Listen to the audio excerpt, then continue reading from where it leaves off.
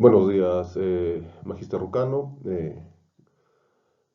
Bueno, hoy día vamos a ver dentro del módulo 2 que nos ha tocado sustentar al grupo uno que estaba conformado por mi persona, Jorge Luis Arizaga Cusiguna, el colega Cristian Vázquez Gamarra y el colega Félix Elar Castillo Herrera.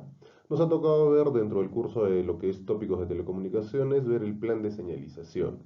Bueno, para esto hemos recurrido al Plan Fundamental Nacional de Señalización, que es un documento que está en el MTC, que podemos encontrar dentro del portal de transparencia del MTC. Pero bueno, para empezar esto, lo primero que tendríamos que entender es qué cosa es señalización, porque bueno, pues estamos hablando del Plan Fundamental Nacional de Señalización, pero bueno, es importante mencionar qué cosa es la señalización. Bueno, dentro de las redes de telecomunicaciones, el principio o el propósito básico de la señalización es el de crear un lenguaje técnico para intercambiar información de control que finalmente conecte dos redes. Vamos a hablar de dos redes en sí porque este Plan Nacional Fundamental de Señalización no solo va a tocar el tema de señalización telefónica, que usualmente la definición de señalización tiene que ver con ese tema de las redes telefónicas, sino también va a tocar el concepto de la RDCI, que es la Red Digital de Servicios Integrados, y va a tocar otros servicios, como podría ser, por ejemplo, las redes de datos. Entonces, en términos generales, vamos a decir que la señalización finalmente es la información o la forma de intercambiar información de control que finalmente conecte dos redes. Por ejemplo, en la imagen que tenemos ahí vamos a ver que tenemos pues una clásica red telefónica en donde tenemos la invitación a marcar, la marcación, el tono de llamada, la conversación, la selección de destino, cómo es que a partir de la central se llega hacia el destino final, cuál es el tono, cómo se genera la comunicación, cómo se genera, cómo sabe el usuario final que está recibiendo una llamada, cómo es que el usuario llamante sabe que el usuario destino ha recibido la llamada o puede recibir la llamada, ¿sí? Cómo es que se asignan los canales de tráfico, cómo es que después se liberan estos canales de tráfico. Entonces, todo ese proceso que se genera dentro de este entorno, ¿sí? Todo este proceso antes de generar un canal de control, básicamente vendría a ser el proceso de gestión del canal de comunicación y después de la gestión de la liberación del canal de comunicación, está dentro de lo que nosotros definimos como señalización. Muy bien, entonces vamos a ver también como tema inicial los tipos de señalización. Ya nosotros sabemos, como somos del rubro, que existe así en términos muy generales, tenemos dos tipos de señalización, que vendría a ser la señalización en banda y la señalización fuera de banda. Ya sabemos que en cuanto a la señalización en banda, tenemos la señal de información de señalización junto con la señal de información, ¿sí? En cambio, en fuera de banda optan por caminos distintos. Muy bien, pero dentro de esa concepción también vamos a tratar de ver dos tipos adicionales de diferenciación. Tenemos que es la señalización por canal común y la señalización por canal asociado. ¿Cuál es la diferencia de la señalización por canal común? Bueno, en la señalización por canal común vamos a decir que es aquella señalización en la cual la señalización correspondiente a varios canales de información se transportan por un canal común para muchas comunicaciones. Eso quiere decir que si nosotros tenemos un conjunto de señalizaciones de varias comunicaciones, todas estas las vamos a agrupar en una sola y esta agrupación va a ser pasada por un canal común para la señalización para todas estas, ¿sí? En cambio, la señalización por canal asociado dice que la transmisión de información de señalización dentro de la banda de información o se realiza dentro de la banda de información o en la banda de señalización. ¿Qué quiere decir? Que esto significa que las señales de voz viajan en los mismos circuitos como estado de línea, la dirección y señales de alerta. Todas estas señales, todo este tipo de señalización viaja junto con la información, ¿no? Entonces, cada señalización está asociada justamente con cada señal de tráfico, cada canal de tráfico, si le vamos a querer llamar así. Muy bien. Dentro de estos es importante señalar el tipo de señalización o algún concepto adicional, el tipo de señalización número 7 que es el que más se conoce, ¿sí? Y es el que justamente el Perú ha adoptado, como vamos a ver más adelante, dentro del Plan Nacional de Señalización. Bueno, entonces vamos a decir que la señalización o que el sistema de señalización número 7 es una señalización por canal común. Y en términos generales, es un conjunto de canales de señalización que forma una red especializada de transferencia de señalización. Vamos a ver que este sistema de señalización número 7 presta el servicio de comunicación para la telefonía básica, para la red inteligente, para la red digital de servicios integrados, para las redes móviles como GSM o entre otros, si estamos hablando de UMTS, de LTE, LTE Advanced, ¿sí? Funciona como una red de señalización conformada por puntos de señalización y enlaces de señalización, sobre la cual se conmutan los mensajes de señalización. Vamos a ver que este sistema de señalización número 7 tiene una arquitectura, tiene una estructura que muchas veces se asemeja a la señalización OSI, ¿no? Que ya hemos conocido. Vamos a ver que tiene una estructura en base a puntos de transferencia de mensajes, en base a puntos de transferencia de información de usuarios de la RSI. Tiene una parte la parte de control de conexión de señalización, tiene una parte de aplicación de las capacidades de transacción. Entonces, todo eso lo vamos a ver dentro del contexto de esta pequeña presentación. Bueno, el sistema de señalización número 7 también es usualmente desplegado como una red separada dentro de la arquitectura de la red telefónica completa, básicamente con el propósito de establecer y finalizar llamadas telefónicas. De manera que si un enlace de usuario falla, el enlace de señalización permanece operable y puede continuar dando soporte a otras llamadas de usuarios. El sistema de señalización número 7 está diseñado para dar soporte a más de un usuario. Obviamente está diseñado para dar soporte a más de un usuario porque recuerden que ustedes, y como habíamos comentado más antes, es un sistema de señalización por canal común en el cual múltiples señalizaciones de varias comunicaciones se juntan en una sola para ser transmitida. Muy bien. Entonces ahora sí ya pasemos dentro del contexto nacional al plan técnico fundamental de señalización.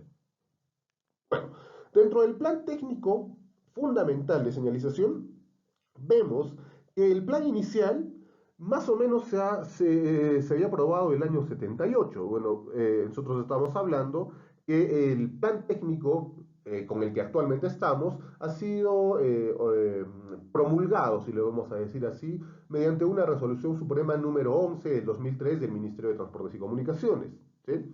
El cual derogaba el plan técnico de señalización contenido en el Plan Nacional de Telecomunicaciones aprobado por Resolución Suprema número 0127-78-TC-CO, que obviamente, como ustedes saben, esta ha sido todavía del año 78.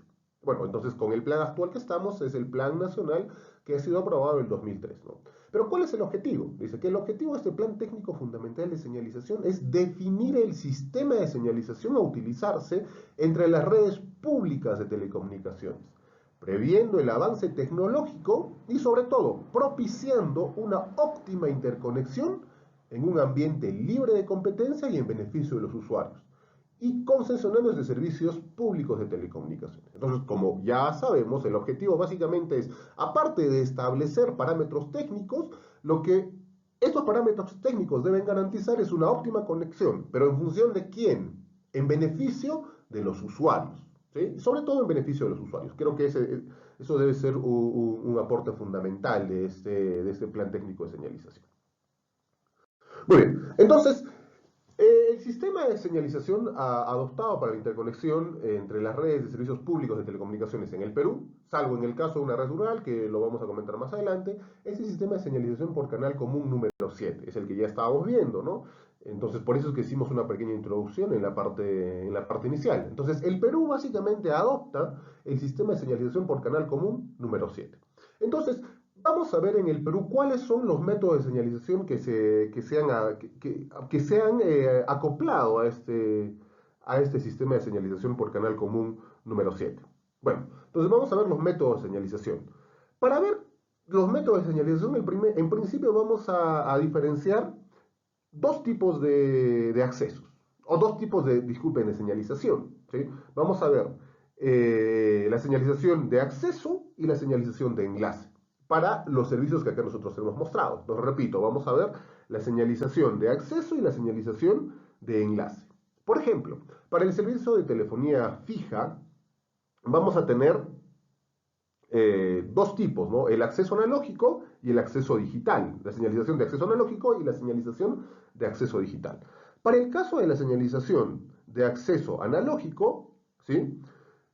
Ya se ha establecido, el MTC recomienda la señalización, la señalización USAR que sea del tipo DTMF para el abonado. Recuerden que DTMF es el Dual Tone Multifrecuencia, ¿sí? Pero sin embargo, también podría usarse la señalización decádica, que hace unos años, en muchos años, con estos teléfonos en los cuales se marcaba con un marcador circular, se usaba, ¿no? En cambio, para la parte de acceso digital, se usan las recomendaciones definidas para la RSI. Vamos a hablar un poco del acceso básico, del acceso primario, ¿sí? Pero en ese caso, para el servicio de telefonía fija, se sigue la recomendación definida para la red digital de servicios integrados. ¿Sí? Ahora, para la red digital de servicios integrados, nuevamente tenemos la señalización de acceso y la señalización de enlace. Para la señalización de acceso, hacemos uso de la recomendación, ya sea en el caso de tratarse de una RDCI de banda ancha o en el caso de tratarse de una RDCI de banda estrecha. Para el caso de una RDCI de banda ancha, el MTC dice que se debe utilizar el sistema de señalización digital de abonado número 1, la DSS1. En cambio, para la señalización de acceso digital de la RDCI de banda ancha, se debe utilizar el sistema de señalización digital de abonado número 2, o sea, la DSS2. ¿Cuál es la principal diferencia? Recuerden que en las líneas digitales de abonado, en la RDCI, tenemos dos tipos de señalización, ¿sí? Que es el acceso básico y el acceso primario. ¿Sí? Recuerden que el acceso básico está compuesto por un tipo de 2B más D y el acceso primario 30B más D. ¿Sí? Recordando un poco, sabemos que en este tipo de señalización el canal B está compuesto o tiene una capacidad o tiene un valor de 64 kbps. En cambio, el acceso D tiene una capacidad de 16 kbps. Entonces estamos hablando de un acceso básico 2B más D, que serían dos canales de 64 kbps más un canal de 16 kbps, en donde usualmente la señalización va en este canal de 16 kbps. En cambio, un canal primario, estamos hablando de 30 canales de 64 kbps más un canal de 16 kbps. Entonces estamos hablando, así en resumidas cuentas, que si nosotros mencionamos un, eh, un acceso que usa señalización digital de abonado número 1, estamos hablando de un sistema 2B más D. En cambio, si hablamos de un acceso de señalización digital de abonado número 2, estamos hablando de 30B más D. Para el caso de la señalización de enlace, la recomendación es que los concesionarios de servicios públicos de telecomunicaciones deben usar la señalización de la parte de usuario del sistema de señalización por canal común número 7. O sea, vamos a hablar del ISUP.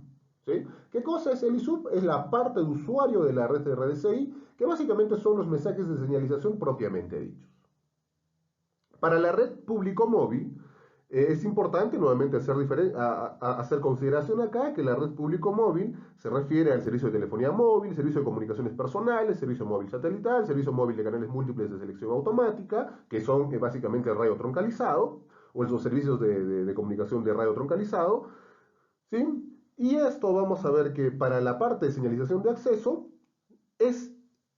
no hay una norma que defina el plan nacional. Dice que tiene que ser el método de señalización de la red a la que pertenezca el llamante, debido a que dicho servicio es prestado por diferentes redes de telecomunicaciones de ámbito nacional. ¿Sí? Los concesionarios que presten el servicio deben asegurar que la señalización de acceso, la transmisión de la información, sea de extremo a extremo. Eso quiere decir que obviamente, como es sabido, recuerden que en la parte de la red de acceso de radio, que es básicamente la red principal dentro del servicio público móvil, tenemos diferentes tecnologías coexistiendo. ¿Sí? Por ejemplo, tenemos GSM, que sería segunda generación. En cuanto a UMTS, tenemos que es tercera generación. LTE Advanced, que es cuarta generación. Entonces, cada una de estas tiene un propio protocolo de señalización para la red de acceso. Entonces, lo único que dice el plan de señalización es que dependiendo de la tecnología que se vaya a usar, este tipo de señalización la defina pues, el operador en este caso, ¿no? Dependiendo obviamente de la tecnología que vaya a usar. Por el contrario, para la señalización de enlace, que ya vendría a ser la señalización, podremos decir, entre las centrales de conmutación, por ejemplo, hagamos el caso de entre la MSC, entre el Mobile Switch Center de GSM y, por ejemplo, el Gateway MSC, que vendría a ser la red de acceso hacia otras redes de GSM, ya ahí sí está definido que nosotros tenemos que usar, o bueno, el operador tendría que usar también el sistema de señalización por canal común número 7 en base a la norma nacional. Obviamente, cada concesionario dentro de su red podría utilizar un sistema de señalización que considere el más adecuado, siempre y cuando este no perjudique la calidad de la red pública de telecomunicaciones. ¿También? Para la red inteligente, nuevamente tenemos la señalización de acceso, que para este caso se aplica el método de señalización de la red a la cual pertenece el llamante, y en cambio para la señalización del enlace hace una recomendación el MTC, que dice que se podrá definir el uso del protocolo de aplicación de la red inteligente INAP y de las normas complementarias para la señalización entre redes inteligentes. Muy bien. Dentro del plan nacional dentro del plan técnico fundamental de señalización, considera el término de señalización. ¿Sí? Entonces, dentro de este término de señalización dice que se consideran básicamente dos tipos de señalización. La señalización entre centrales, que vendría a ser básicamente la señalización de enlace, y la señalización usuario-red, que vendría a ser la señalización de acceso. ¿Sí? Bueno, entonces, dentro de la señalización entre enlaces, las redes que brindan servicios públicos de telecomunicaciones deben tener una arquitectura abierta a fin de permitir la total interconexión entre las redes. El sistema de señalización empleado entre centrales de redes de diferentes concesionarios debe ser del tipo de señalización de red-red. ¿Sí? Para tal fin, se define el sistema de señalización de canal común número 7, que es la norma nacional. Entonces, ¿cuál es el sistema de señalización por canal común norma nacional? ¿Sí? Dice que el sistema de señalización por canal común norma nacional es el objeto principal, dice que consiste en establecer un sistema de señalización de aplicación general para todas las redes de servicios públicos de telecomunicaciones que operan obviamente en el Perú. Para esto se han adoptado las definiciones que sobre el particular ha establecido la Unión Internacional de Telecomunicaciones a través de las recomendaciones y de las normas. Asimismo, se recomienda, a fin de mantener compatibilidad con los sistemas que vienen operando, priorizar las especificaciones establecidas en los actuales enlaces de interconexión. Y para terminar, más o menos se ve lo que es la arquitectura SS7. Vemos que la arquitectura SS7 más o menos tiene ciertos niveles que son comparables con el modelo OSI. Por ejemplo, la capa física está comparado con la parte de transferencia de mensajes nivel 1, la capa de enlace de datos también con la parte de transferencia de mensajes nivel 2, y la capa de red también con la parte de transferencia de mensajes nivel 3. Entonces, ¿qué cosa es el MTP o la parte de transferencia de mensajes? Básicamente se ocupa del alineamiento de paquetes mediante el balanceo o el embanderamiento al inicio y al final de estos paquetes. O sea, eso quiere decir que coloca banderas indicando el inicio y el final de un paquete de señalización. Después vemos que hay una capa transversal que vendría a ser la capa ISUB, que está comparado con el modelo OSI a nivel de la capa de transporte, sesión, presentación y aplicación. ¿Sí? La capa ISUB, que vendría a ser la parte de usuario de la red RDCI, básicamente son los mensajes de señalización propiamente dichos. O sea, son los mensajes de señalización en el cual se lleva inicio de llamada, fin de llamada, por ejemplo, hablando ya específicamente de una red móvil, ¿sí? Cuando se produce el proceso de handover, ¿sí? Entonces ahí dentro de ese proceso de handover hay una infinidad, hay un montón de protocolos de señalización. Entonces todos esos mensajes propiamente dichos van en la parte del ISU. También tenemos, como se ve, que hay una capa que es la parte de control de conexión de señalización, que es la SCP, que está a nivel de la capa de transporte, ¿sí? Básicamente sirve como complemento de la MTP y ofrece funciones adicionales para la transmisión de mensajes. O sea, básicamente cumple pues alguna función similar de la capa de transportes. También tenemos la parte de aplicación de la capacidad de transacción, que es el TCAP. ¿Sí? Que vemos ahí que está a nivel de los modelos de sesión, presentación y aplicación del modelo OSI, ¿sí? Y lo que tiene como función básicamente facilitar la transferencia de mensajes en tiempo real. Por ejemplo, en una comunicación móvil lo que hace es facilitar esta transferencia de mensajes entre el HLR, el BLR, el EIR, ¿sí? Que son elementos, que son bases de datos que se encargan de gestionar la movilidad y gestionar la ubicación y las aplicaciones que tiene un usuario contratado, ¿no? Esto ya en el caso específico de una comunicación móvil. Dentro de la señalización de usuario red, vamos a ver que existen dos tipos que ya los habíamos mencionado, el sistema de señalización digital de abonado número uno y el sistema de señalización digital de abonado número 2. Vamos a ver el sistema de digitalización de abonado número uno. Entonces ya habíamos mencionado que el sistema de señalización digital de abonado número uno es el que usa pues, el canal básico 2B más D, ¿no? Se adoptan las recomendaciones de la Unión Internacional de Telecomunicaciones y las normas ETSI correspondientes y adaptadas a la norma nacional. Se define el formato, codificación y semántica de los elementos, parámetros de información, causa, así como la utilización del campo de ubicación en el sistema de señalización de abonado digital, número 1, y en la parte de usuario de red de la RDCI del sistema de señalización número 7, siguiendo los lineamientos indicados en la recomendación Q850 de la UIT. El sistema de señalización digital de abonado número 2 es el que usa el canal primario, que es el 30B más D, y básicamente es pues, para la conmutación, para la señalización entre las centrales de conmutación de banda ancha. Estas proporcionan nuevos servicios apoyados en los protocolos del sistema de señalización digital de abonado número 2, basados en las recomendaciones de la serie Q29XX de la Unión Internacional de Telecomunicaciones y las normas ETSI correspondientes. Bueno, y ahí vamos a ver que existe dentro del plan técnico fundamental los códigos de punto de señalización. Entonces, ¿qué cosas son? Estos códigos de punto de señalización tienen como función identificar los nodos de una red de señalización por canal común para encaminar la llamada de su punto destino. Disculpen, para encaminar la llamada a su punto destino. La red mundial de señalización está estructurada en dos niveles funcionales, que permite planes de asignación de códigos para puntos de señalización nacionales e internacionales. En el caso específico de Perú, el código de punto de señalización nacional tendrá el formato normalizado de 14 bits basado en la recomendación Q704 de la UIT. ¿Sí? ¿Qué cosa dice esta recomendación? Bueno, esta recomendación dice que en nuestro caso específico vamos a usar 3 bits para lo que es identificación de región, 8 bits para lo que es identificación de zona de red y 3 bits para la identificación del punto de señalización. Entonces, los 3 primeros bits, ¿sí? Que es identificación de región, lo que van a hacer es identificar la región geográfica en el mundo, ¿sí?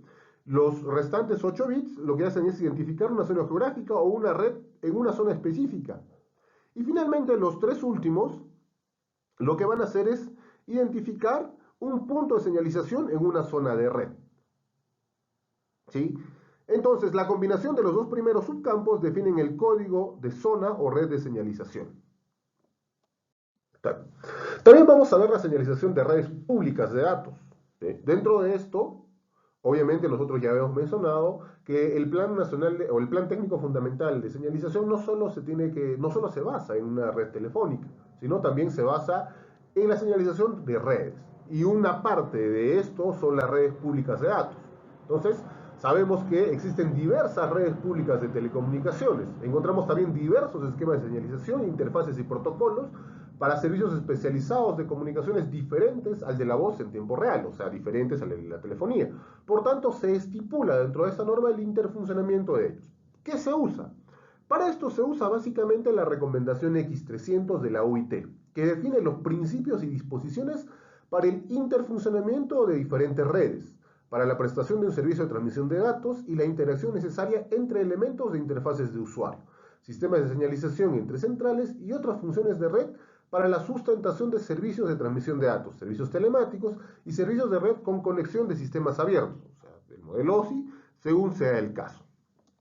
Entonces, básicamente lo que trata de definir esto es que, bueno, existen pues diferentes redes, por ejemplo, tenemos la señalización interredes entre diversos tipos de redes, va a estar definido por las recomendaciones X60, X70, X71, X75, X80. Para el interfuncionamiento de redes públicas de datos con conmutación de paquetes vía RDCI de banda ancha, por ejemplo, se adopta lo indicado por la recomendación X77. ¿Sí? Para el interfuncionamiento de la red digital de servicios integrados en modo conmutación de circuito y una red pública de datos de conmutación de circuitos, se adopta lo indicado en la recomendación X81. Entonces existe todo un conjunto de recomendaciones que en global está recolectado en la recomendación X300, ¿no?